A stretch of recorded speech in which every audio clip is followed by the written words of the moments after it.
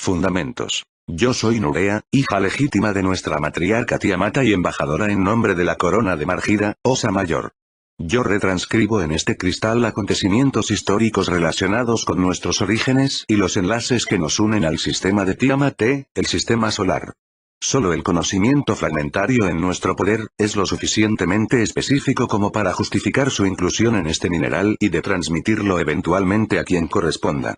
Algunos provienen de nuestros archivos, mientras que muchos otros son el resultado de una experiencia que me impuso y cuyo contenido trastornó mi vida, así que mi educación la he adquirido con dificultad en la Escuela de Conocimientos de Nalulcara.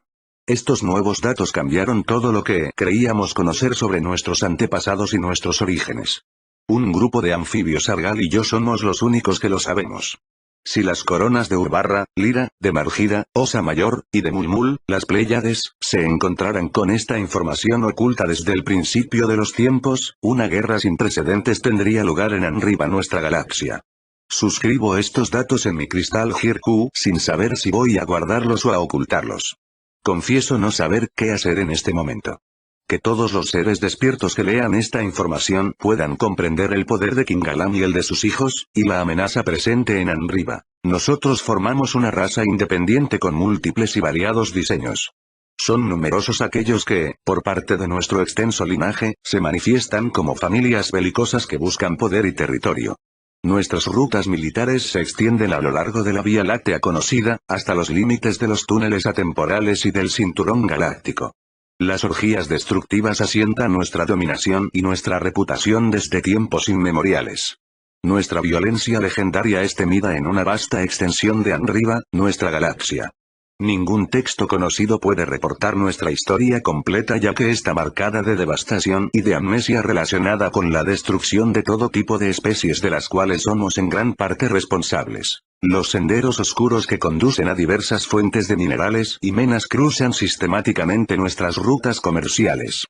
Todas nuestras cartas siderales señalan estos puntos estratégicos que garantizan nuestra supervivencia. Nuestra tecnología requiere una enorme cantidad de estas sustancias del suelo. Sin ellas, nosotros ya no existiríamos, sin ellas, agonizamos. Para obtenerlos y explotarlos, sometemos a muchos mundos así como a sus naciones. No dudamos en usar la fuerza, pero nuestros chantajes diplomáticos constituyen la mejor arma de disuasión. Elevamos el engaño a un nivel de arte donde ninguna faceta se nos escapa desde la edad de Nigra. Cuando el lenguaje diplomático no tiene éxito, ponemos en marcha la máquina de guerra generalmente programada luego de un brote epidémico, de un atentado, o de amenazas externas fabricadas por nosotros mismos, y donde pretendemos contener los efectos por la fuerza en nombre de la paz. Sin embargo, solo el caos subsiste luego de nuestra presencia y nuestras múltiples extracciones mineras. Aunque fuimos atravesados por múltiples tensiones y nos desgarramos en ellas, constituimos una sociedad intocable. Las diferentes familias de nuestro linaje no comparten los mismos deseos o simplemente difieren en la manera de conseguir el poder y la seguridad desde la edad de Nigra. Un punto en común que tenemos sin embargo cada uno de nuestros linajes. Ejercitamos una dominación oculta en todas nuestras conquistas mediante el establecimiento de bases subterráneas interconectadas a través de una red de comunicaciones utilizando energía radiante y ondas telúricas. Algunos de nosotros, especialmente las mujeres de nuestro linaje, tienen la capacidad de dominar los elementos. Este arte, asociado a los minerales, permite el funcionamiento de nuestras industrias, nuestras armas y nuestras naves. Sin vergüenza, pisoteamos regularmente las legislaciones planificadoras para asegurar nuestros proyectos de conquista y saqueo en nombre de nuestra supervivencia. Somos la pesadilla de este universo y las víctimas de la sombra Gaansi. En tiempos remotos, nuestros antepasados y nosotros mismos vivíamos en paz. Nosotros somos los Jinaadul. 1. Indignación. Los arcontes se acercaron para satisfacer sus deseos de engañar. Su jefe supremo dijo, tu madre Eva vino a nosotros, pero Nurea se volvió hacia ellos y les dijo, ustedes son los arcontes de la oscuridad, ustedes están malditos. Ustedes no conocen a mi madre. Es su cosemejante que ustedes han conocido. En cuanto a mí, no es de ustedes lo que busco, sino del mundo celestial del que vine. NH segundo, 4, la hipóstasis de los arcontes, 92,19, 92,27. Hirkut y la Nurea / Adili Medili. Acostada en una piedra lisa como un bloque de metal, mirando a una estrecha abertura cortada en uno de los muros, observé la tenue luz que penetraba con moderación dentro de mi celda. A lo lejos, las tenebrosas colinas grisáceas de puntas afiladas, eran una silueta sobre el cielo oscuro. El techo dejaba filtrarse una sustancia líquida a la humedad alarmante. El revestimiento se agrietaba inexorablemente y las placas fueron cayendo bajo el peso de la atracción. La habitación pequeña no me aportaba ninguna comodidad. Su grueso manto de silencio contrastaba con el eco desordenado presente en mi cabeza. Yo había roto una de las reglas de oro de Tiamat, el sistema solar, el de influir en la vida sin permiso. Golpeada hasta que la sangre me había abandonado en la humillación total por muchos días. Estaba desnuda, rota y temblorosa. Mis ojos se mantuvieron secos en cara al deshonor. Solo me fue dejada la fuerza suficiente para arrastrarme por esta piedra en forma de litera. Además del dolor punzante, el temor paralizaba todo mi cuerpo afligido. La sanción que resultaría de mi transgresión podría ser aún más grave. Temía un retorno inmediato a Anduruna, cerca de mi madre, y yo sabía que la muerte me esperaba en caso de retornar nuevamente a nuestro reino soberano. Y Tud, la luna, era, a mi conocimiento, una nación neutral en donde las sentencias pueden dar lugar a condenas fuera de las convenciones planificadoras. ¡Qué decadencia para la única diplomática del linaje de los Hinaabul admitida a sentarse en las asambleas de los planificadores! Dos obreros Miminu con caras desagradables finalmente me arrancaron de mi prisión. El horrible vacío de sus ojos me dio la sensación de que nada se desarrollaría según los acuerdos en vigor. De un golpe con su barra de metal, me obligaron a levantarme y a seguirlos. Yo les reclamé mi ropa, pero uno de ellos respondió no. Mediante la Kinsar, telepatía. Mi mirada insistente no cambió nada, estaba a su merced. Ellos me controlaban física y psíquicamente. Totalmente congelada, mi marcha lenta y laboriosa nos obligó a reducir la velocidad muchas veces. Cruzamos las galerías oscuras para acabar en la oscuridad total. Las voces salidas de la nada de repente gritaron: «Dejen entrar a la acusada». Entonces me empujaron bruscamente a través de una gran puerta de metal. Me encontré delante de un consejo encapuchado esperando pacientemente por mí en altos nichos. No había nada que me permitiera adivinar sus identidades. Un frío helado se impuso en la gran sala de contornos indistintos. Mi desnudez parecía abrigarlos. Quise gritar para expresar mi desaprobación y notificarles que mi estatus no les permitía tal conducta, pero me fue imposible articular una palabra. Me reprocharon por haber liberado a los trabajadores en Salvatanu, Marte. Yo respondí penosamente que esos trabajadores, extraídos de la semilla de Uras, Tierra, estaban trabajando en condiciones inaceptables y que no merecían tal tratamiento en una zona de planificadores. La corte me recordó que los Kingu Babar eran los únicos maestros de sus trabajadores. Me recordaron mi papel de embajadora y de mera observadora en nombre de la reina Tiamata.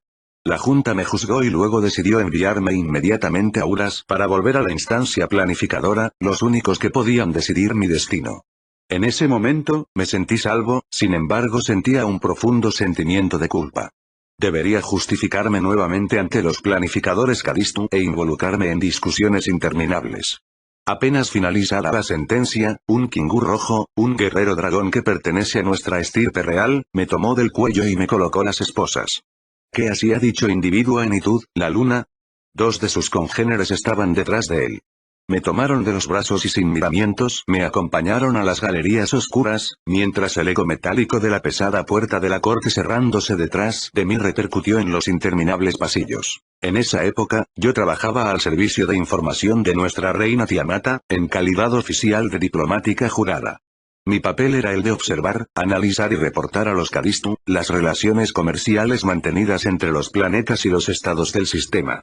A veces negociaba en nombre de las diversas facciones establecidas en Tiamat, el sistema solar. Hablo varios idiomas luego de mi tiempo en la Academia de Setra Angaxisaes, Siriop 3.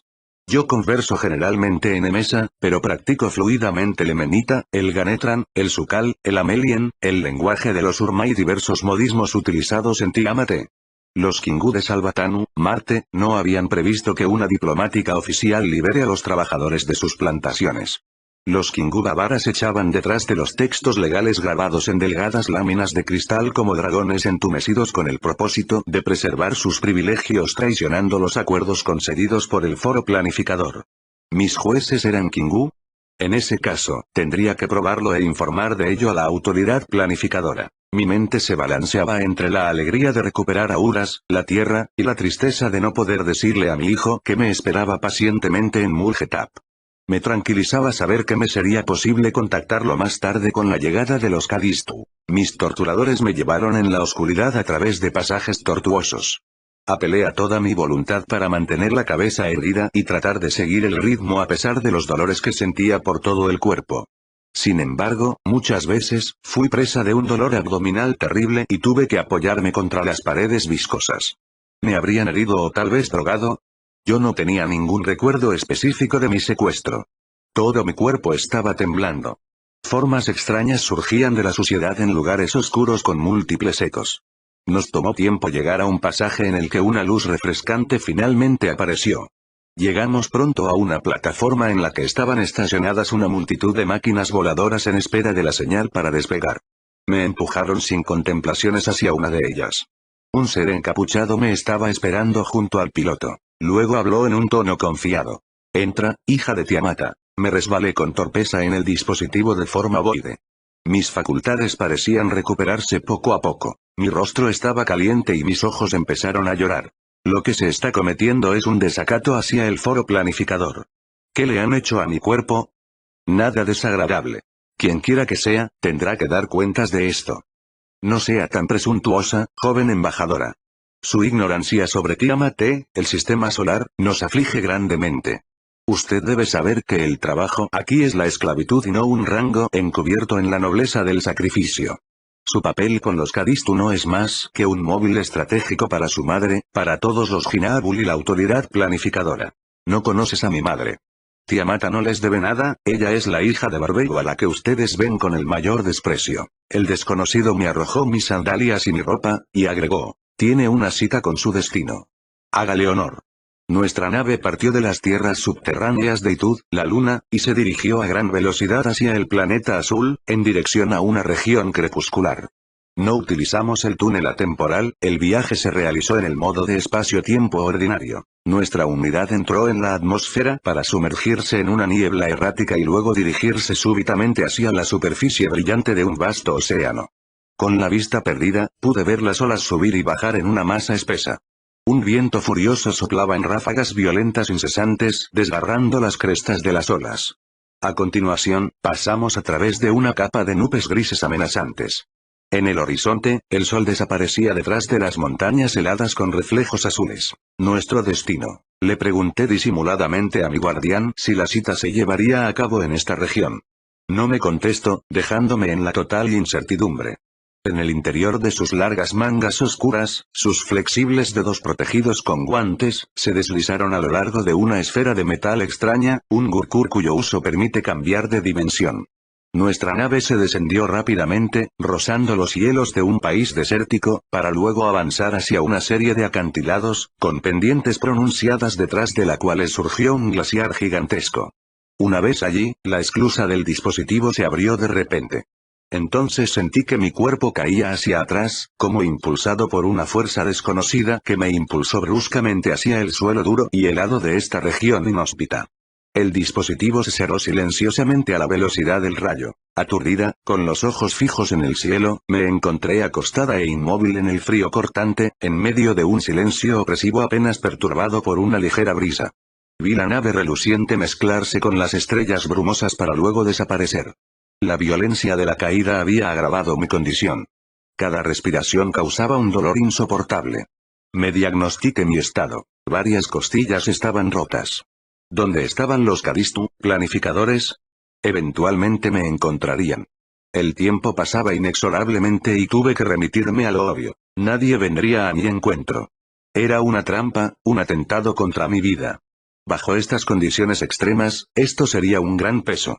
Sin dudas tenía que encontrar un refugio, como una cueva, para calentarme y restaurarme. El cielo se cargó de repente. La nieve comenzó a caer en copos gruesos y apretados. En un instante, mis finas ropas, totalmente inadecuadas para esta región, absorbieron la humedad y el frío penetrante se profundizó. Todo mi cuerpo estaba temblando, mientras que la fiebre me venció. Vi una pequeña corriente de agua justo adelante. Los árboles se alzaban en la niebla en la orilla opuesta. Al no encontrar una cueva, tenía la esperanza de encontrar un refugio temporal en las grandes ramas de las plantas. Con mi cuerpo agonizando, el proyecto de cruzar el río parecía insensato. Tan repentinamente como había llegado, la nieve dejó de caer en el momento en que tomé la decisión de atravesar el hilo de agua con reflejos brillantes. La luz de Itud, la luna, se reflejó furtivamente, a merced de los vientos de altura que amasan las nubes. Con la desaparición del sol, la temperatura cayó bruscamente. El frío provocó que me rechinaran los dientes. Me tomó un tiempo infinito y un esfuerzo sostenido cruzar la barrera a medio congelar que cortaba como cuchillas afiladas. Las huellas indelebles de mi sangre se mezclaban con la nieve, dejando una huella imborrable por varias horas. Mi calvario devino interminable. Al alcanzar las coníferas, tuve que romper varias ramas usando piedras angulares para hacerme un refugio de protección. Usé de alguna manera una pequeña tienda de campaña, sostenida por unos guijarros que se encontraban cerca del río. Arranqué febrilmente las correas empapadas de mis sandalias con los dientes para fijar la altura de mi refugio. A continuación extendí ramas gruesas sobre la tierra mojada.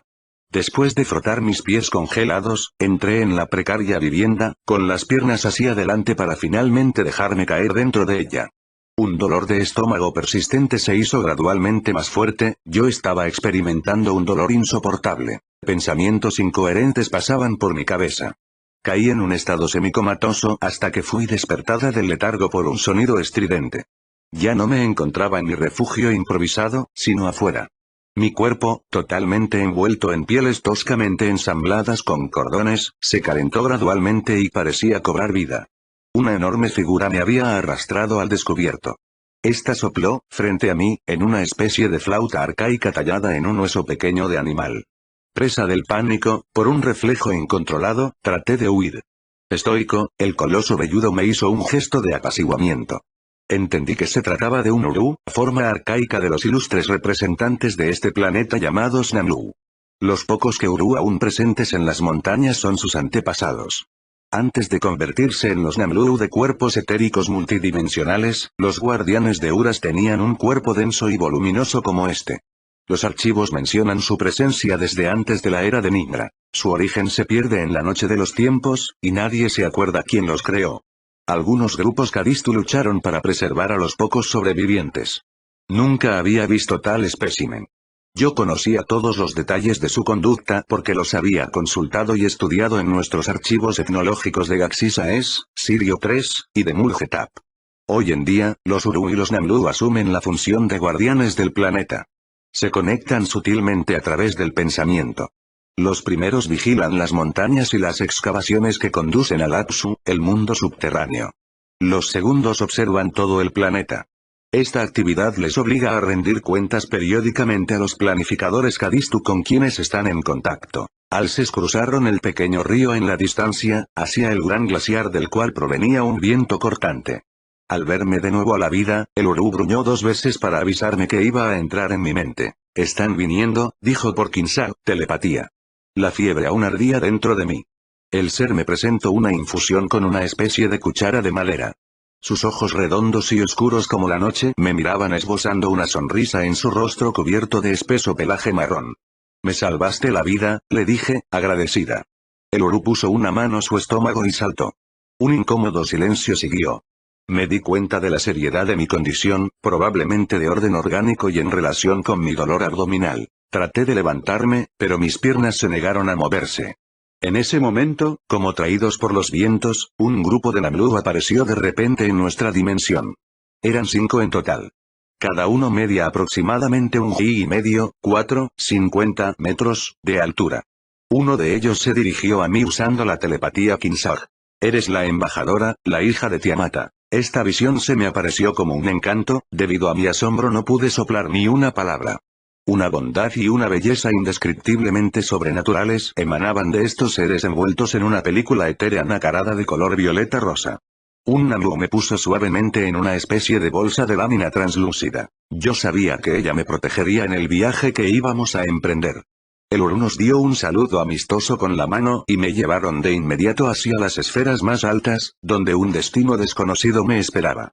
Los Namlu circulaban de manera interdimensional a través de campos Tursalar, partículas de taquiones, cuya composición forma la estructura principal de la materia de los vórtices atemporales. Nuestra travesía, casi instantánea, se llevó a cabo de manera similar a nuestros viajes a través de los corredores del tiempo y el espacio, a menudo formado por el colapso de estrellas. Existen numerosos mundos, cantidades de cielo, detrás de la cortina de los acontecimientos. Los Namlu se desplazan a voluntad.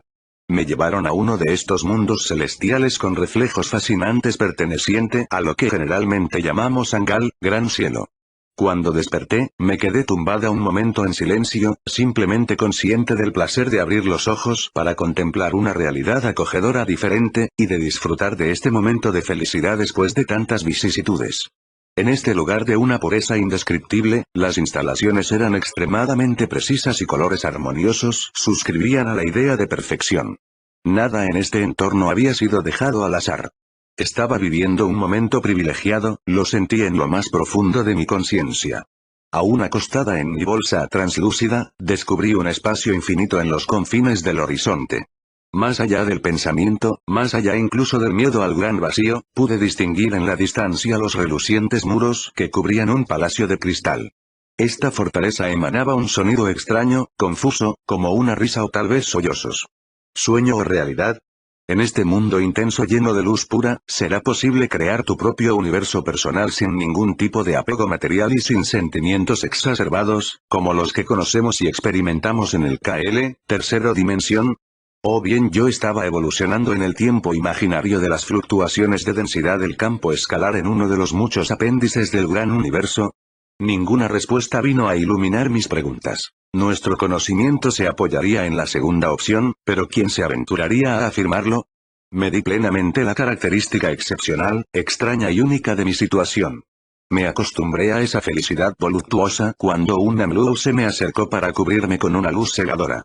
En ese momento, fui proyectada hacia el Ki de Uras, tierra, en un sitio extremadamente denso, donde toda la materia parecía chocar y calentarse. Gotas de agua llenas de sol fueron esparcidas al viento como pequeñas salpicaduras de fuego. Oí temblar la tierra a través de mi protección diáfana, los 5 Namlu me acompañaron en todo momento. Estaban mirando por encima de mí. Estábamos cerca de un volcán activo y esperando algo. Uno de los guardias de Uras acercó a su cara translúcida para decirme con el pensamiento: tú necesitas cuidado, te llevaremos hasta los Kadistu, planificadores. Solo ellos pueden ayudarte. Un muro de luz intenso dividió el cielo. Una nave espacial ovoide descendió majestuosamente sobre la Tierra cerca de un río de lava fundida. Una silueta apareció en la luz brillante y me cargó sin problemas. Fui llevada en andas por el Kadistu, más precisamente por un grupo que pertenece a mi familia galáctica, la de los Abgal.